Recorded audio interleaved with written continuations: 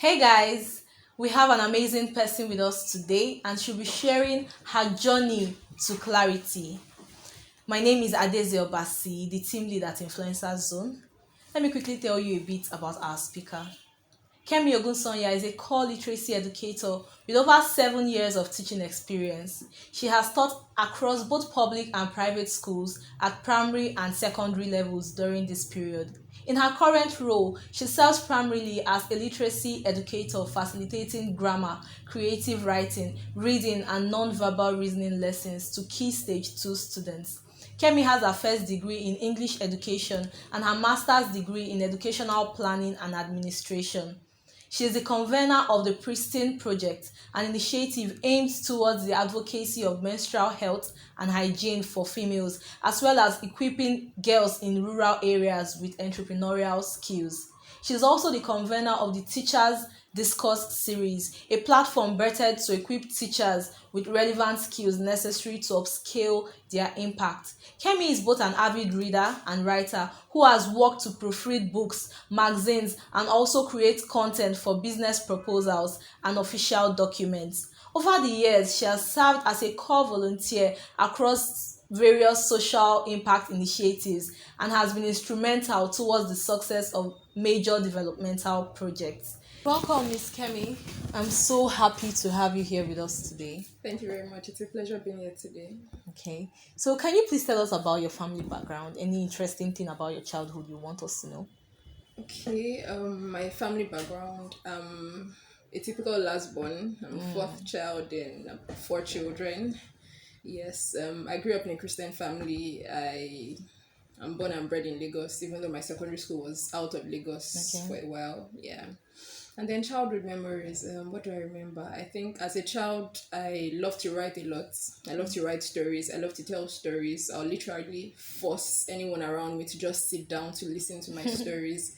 I can remember like forcing my mom, I'll just make up stories and then I'll continue and tell them, oh, this is part one, this is part two, this is part three. And the stories will just never, Never ends. never end. Yeah, so I love that as a child. I love to talk. I love to defend people around me as a child. Like I didn't want anyone to be mistreated. And so I used to be like a huge talker as a child. All right. So for me, while growing up, I wanted to be an accountant. In fact, it changed one time. I wanted to be a pilot. I had different things I wanted to be while True. growing up. So, what was it for you? What was that thing you wanted to be while growing up as a child? Okay, so because I used to talk a lot, the natural thing for everyone around me was to think, oh, you'll make a great lawyer. Exactly. And so it was sinking deep into me as a child, and I felt, oh, yes, I'm going to do this. And then I kept on with the ambition till I got to a particular point. Okay, Yeah. so what was your course of choice when you applied in Unilag? So it was law. Okay. So I tried two times, and then it was the second time I got my admission. So the first time it was law I put in for. I didn't get my admission. The second time again, I still put in for law. Okay. I didn't get the admission, so I tried to change my course, and then I changed to English English. language. But when the list came out, my name popped up on the list for English education. Wow. Yeah, so that's Wow. how my journey started. All right. Okay, so tell us, Miss Kemi, how did you come about the phrase the quintessential teacher? I know it did not happen overnight. So how did you get here? Okay, so I think I'd just like to talk on my journey into teaching. I mean, Okay. just like I've said earlier, I didn't plan to study education, but that was where I got. And then, just like you hold an onion bulb and then you try to peel it, and then, different sides of the onion Yeah. keeps unfolding. That's what happened to me, into education. Like, you give someone a plate of food, so a person has never eaten that food before, and the person says, I don't know how this will taste, but let me just take one spoon. The person takes one spoon, takes another, and then the person wants more. So that's what happened to me. I mean, I was served a plate of food I didn't want for any reason, which was education. And then I started, I went deeper into it, and then I loved it, and then I was still able to pursue it for my second degree. So, I mean, how did I get here? Yes. When I decided I wanted to pursue education, I wanted to be a teacher. There were lots of uncertainties that flooded my mind. I mean, there were different kinds of teachers I had seen around me. There were teachers that were doing well. There were teachers that weren't doing so well. And so I asked myself, okay, will teaching give me the kind of future I want for myself? I know I want to be successful. I want to be, financially independent to a good extent. And then I thought about it. And then I asked myself 4 cardinal questions that became the pillar for everything I Right am now. doing right now. Okay.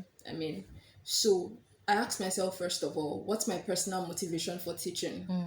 What's the compelling vision for me as a teacher? Am I just going into the classroom because I want to get my salary? Or is there more to it? And I answered that question. I knew that for me, it was about impact, going into the classroom, each child at a time, making relevant impact to each person.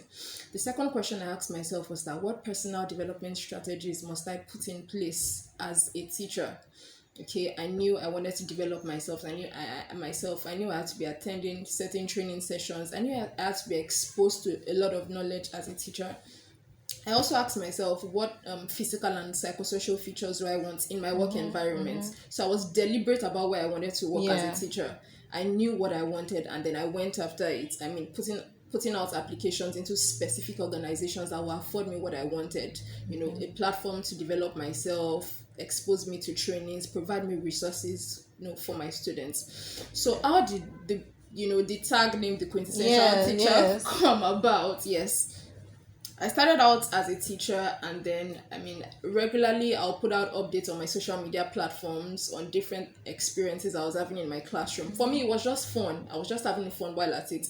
But then it was gathering a lot of attention, and then many people will come to me and say, "Oh, I love what you're doing with teaching. How did you get here? Can you give me this information? Can you mentor me?" I started getting lots of those requests just from the little fun I was having on social media. And then I realized that there was a need for me to brand myself. Kemi Ogunsanya is somewhat different from the quintessential teacher.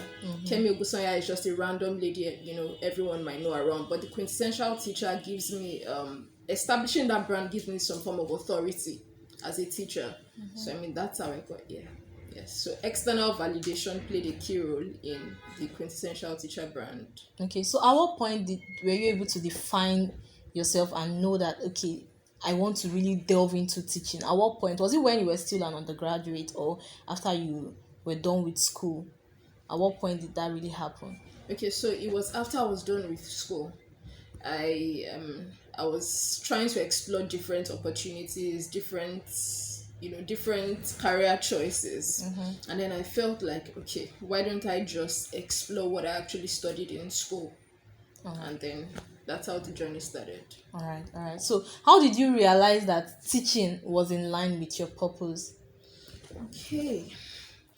Even while in school, even while in Unilag for my first degree, I used to have a lot of friends come around me to tell me to explain things to them, to tell me to, tutor them, just teach them different concepts we were learning in class. Yeah. And then I would just do it playfully, just jokingly. And then I was getting a lot of positive feedback on it. Sometimes they would tell me, "Oh, Kemi, you'll make a great teacher," and all that. But it wasn't in my thought at that time, so I'll just wave it aside like, teacher, no, like it's not something I wanted to do. But for me, as I continued, I started enjoying the process. Wow. That's it for me. Like every step of the way, it's been an enjoyable journey, and I keep looking forward to more. And that's how I knew that this is my purpose. This is what I want to pursue. All right. So one very important factor on this purpose journey is clarity, and a lot of people unfortunately do not have that. So how did you how did it become so clear to you? What were the things you saw? What were the factors that were visible to you that made you realize that yes, this is it. I'm in line with my purpose. There should be certain things you saw that would let you know that indeed I'm on the right track. So what were those things? Definitely. So in my opinion, clarity is a journey. Clarity isn't something that anyone fully achieves at a particular point. It's something you get once, you keep moving in the right direction, and then more clarity keeps coming. So how did I get my clarity? How did I know that, teaching was what I really wanted to do? For me, it came from a lot of validations. That's the truth. It came from a sense of fulfillment. A sense of making tremendous impact. Every day within my classroom, I see the results of what I'm doing with my students. Even beyond my classroom, students I work with, teenagers I work with, there's just this fulfillment I have doing it. So that's where my clarity comes from. All right. So peradventure there are people that have not gained clarity just like you have. What would you tell them to watch out for? when on that journey? Okay, so first of all, to achieve clarity, one needs critical introspection. You have to be able to sit down for yourself, take out time to reflect. And in today's world, in the midst of the different noise and everything going on around us, sometimes it's difficult to just sit back and actually assess yourself. To achieve clarity, it's important you ask yourself certain questions. What am I doing well? What am I not doing well? What am I good at? What do I want to achieve? I mean, for every aspect of one's life, you have to be clear on what you want to achieve. What do I want to achieve in my relationship? What do I want to achieve in my marriage? What do I want to achieve with my friends? Like, you need to ask yourself questions. That's the truth. So for everyone still struggling to gain some measure of clarity, the key is sitting down to ask yourself relevant questions and assessing what you've been able to achieve on your own. All right, so guys, ask yourselves questions, and all of these questions, if you are able to give a profound answer to them, it would help you ensure and help you know if you're on the right track. Okay, so we keep hearing people emphasize on the fact that clarity is so important. It is highly important for every young person, in fact for every individual, to have clarity of purpose. So the multi-million dollar question: why do you think clarity is highly important? Why do you think it's hyped the way it is? Okay, so clarity makes a person's journey faster and easier. That's the truth. Once you're clear about your purpose, it makes you focus on the goals you want to achieve. Okay. And being focused on the goals, moves you faster than just a random person that isn't clear what the person wants to achieve. Clarity helps you erase doubt. Sometimes there's an inner critic inside us as humans, that inner thing speaking to you and saying, can I do this? Yeah. Should I do this? And all that. But once you're clear on your purpose, you won't give room to that, to any form of criticism, whether from yourself or even from others around you. And then clarity also helps to bring self-fulfillment. It helps you to feel content with what you're doing. You don't try to compare yourself with others around you or try to feel lesser than yourself. Clarity, in regardless of what you're doing, once there's clarity, you'll be satisfied, you'll be content with yourself. I really agree with what you said, because a lot of people get influenced, peer pressure all around. They see their friend on this particular path and they're excelling at it, and it makes them want to waver and move towards that direction. Okay, this is cool, I can try this. But once someone has clarity, it makes you stick to that journey that you are on, and I think that is really nice. Thank you so much for shedding light on that. So I have a friend that confided in me a couple of weeks ago about this same clarity issue. He was on a path, and it got to a point he wasn't so sure that was what he was supposed to do anymore. And I want to know, what will your take be for that particular person, because the person was on that journey and he put in a lot of effort, time and money into that path, and it ended up becoming not what it was for him. So what will your advice be to that person, because I'm sure he's watching this? All right, so my first advice to that person will be not to feel distraught, not to feel bad, or not to feel just terrible at himself. In our journey in life, no experience is a wasted experience, regardless of what it is. So you must be able to channel out, what are my lessons from this experience, even from the seeming negative occurrences. Right. There's always something to learn, there's always something to hold on to. And so before he goes into the future, before he goes into the next season or next phase, he has to be able to assess where he's coming from.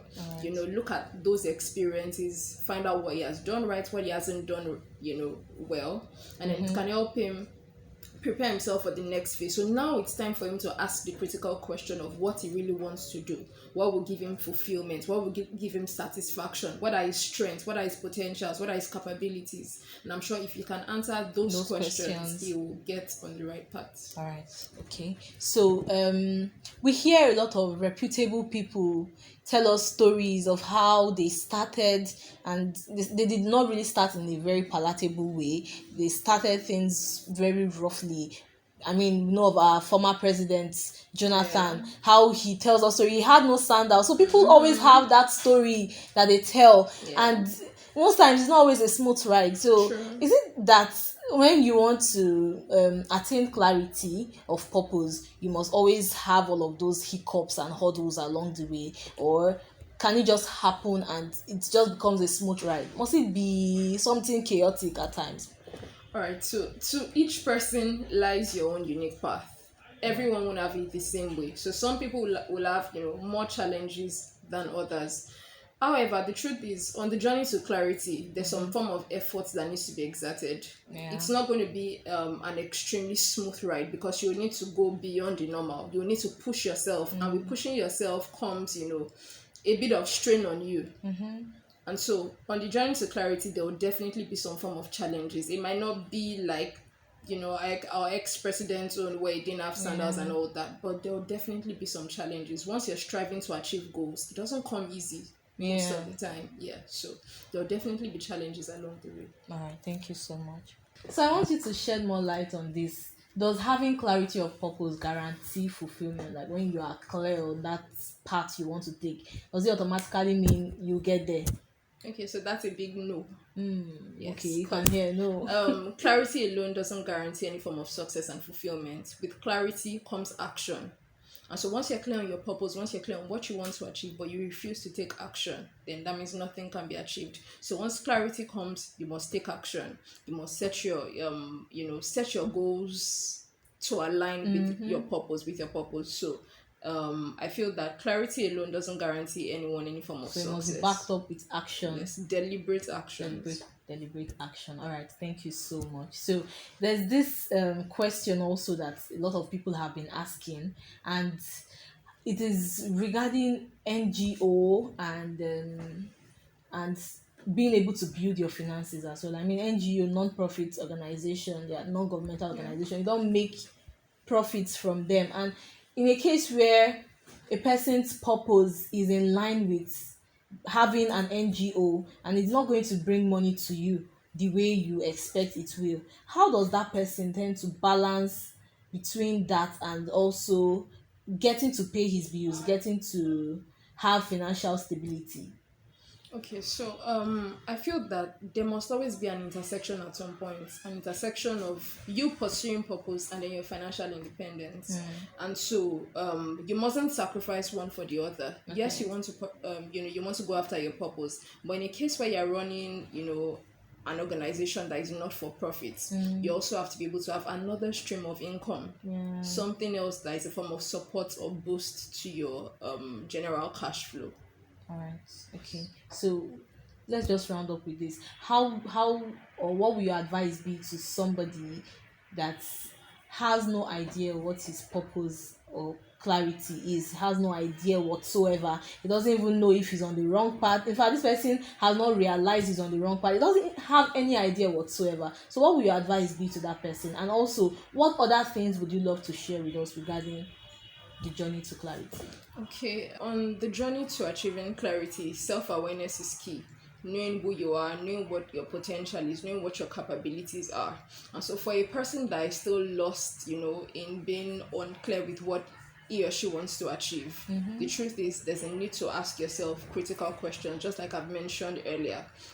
Analyze yourself, and if you can't do it by yourself, maybe there are people around you could leverage on just to tell you their feedback about you, what they think you can do, what they think you can achieve. It could be a foundation for you towards knowing more about yourself. So my final words on this is that self-awareness is critical to achieving clarity. So guys, self-awareness is critical. It is of utmost importance. You need to know and realize what you love to do, and it will help you when you're on that journey. Thank you so much for honoring our invitation. Thank you so much. Yeah.